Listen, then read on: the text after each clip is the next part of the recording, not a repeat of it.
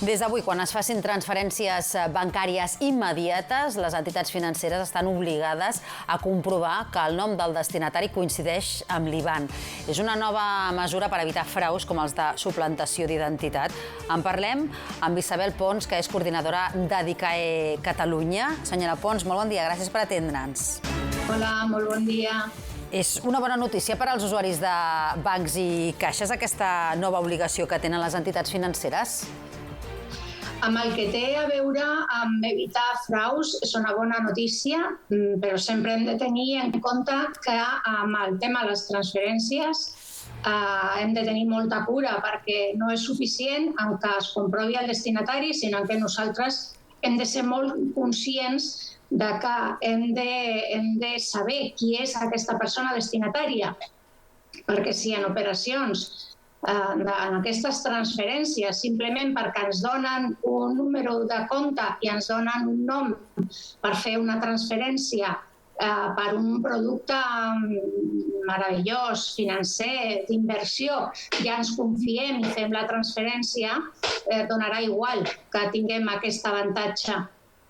No podrem retornar, quan siguem conscients de que ens estan defraudant, no podrem retornar aquesta operació. Amb el sentit de que puguin haver altre tipus d'errors, sí que és un avantatge.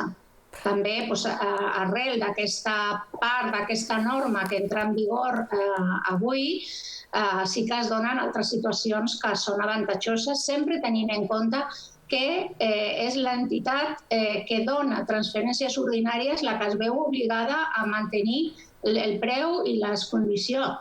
Les condicions i els canals i els preus de les transferències ordinàries amb les transferències immediates. Per entendre exactament el que significa aquest canvi, és a dir, a partir d'avui, si a través de la banca online o d'un caixer automàtic o en finestreta nosaltres anem a fer una transferència, facilitem un nom, facilitem un número d'IBAN, el que ens dirà l'entitat bancària és si hi ha coincidència total, parcial o si no hi ha coincidència, no? Ens avisarà. Però en cas que nosaltres decidim tirar endavant en aquesta transferència, si ens han avisat de que no hi ha coincidència o que n'hi ha només parcialment, la responsabilitat continua sent del consumidor. Es pot fer la transferència? Sí, si ens diuen que no coincideix el nom que nosaltres estem donant amb el nom del titular del compte destí, la responsabilitat serà nostra. L'entitat es treu la responsabilitat en aquest cas. En quin cas és responsabilitat del banc? En cas, per exemple, que el sistema no detecti que no hi ha aquesta coherència entre IBAN i nom del titular del compte? En el cas que hi hagi problemes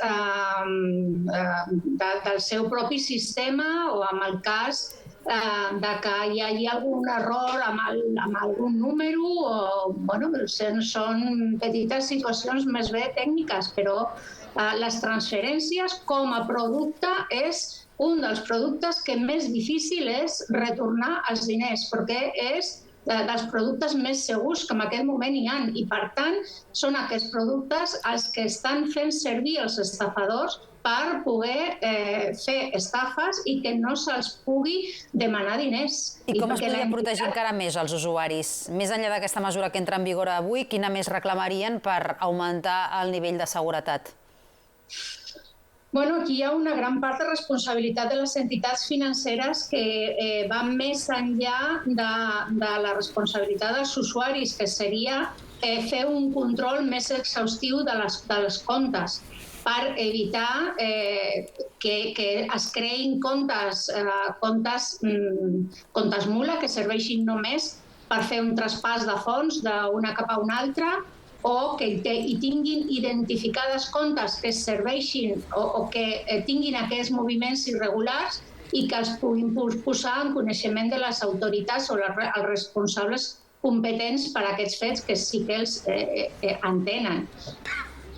Isabel Pons. Per part dels consumidors, evidentment, tindrà molta cura amb operacions de les que s'estan donant habitualment, que ens truquen, que ens envien correus, que ens envien SMS, ja et dic, amb propostes d'inversió, amb propostes en compres, etc., que per la precipitació, perquè són persones molt insistents, que en el moment que et criden no et solten, que tenen molta capacitat de convèncer, que fan servir enginyeria social per convèncer, doncs tindran molta cura amb tot això per evitar caure i, evidentment, davant de telèfons o davant de persones que no coneixes, el més segur es penja, evidentment. I no refiar-se'n. Isabel Pons, coordinadora de DICAE a Catalunya, moltíssimes gràcies per haver-nos-ho explicat. Bon dia.